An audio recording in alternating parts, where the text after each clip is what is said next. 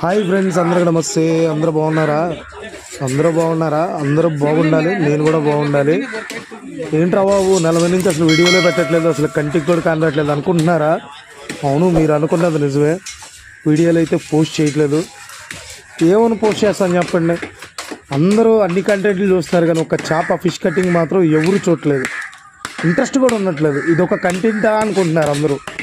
కానీ కష్టపడి చేసేవాడికి విలువ తెలిసింది, కష్టపడి పని చేసేవాడికి బాధ అనేది తెలిసింది.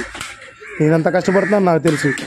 ఒక్కళ్ళన్నా సపోర్ట్ చేస్తారేమో, మంచిగా మాట్లాడతారేమో, బాగున్నాయి భయ్యా మమ్మల్ని ఎంటర్టైన్ చేస్తున్నాం అని ఒక్కళ్ళన్నా అంటారు అనుకుంటే ఒక్కళ్ళు కూడా అంటలేదు. అంత దరిద్రంగా అయిపోయింది చేపల కంటెంట్.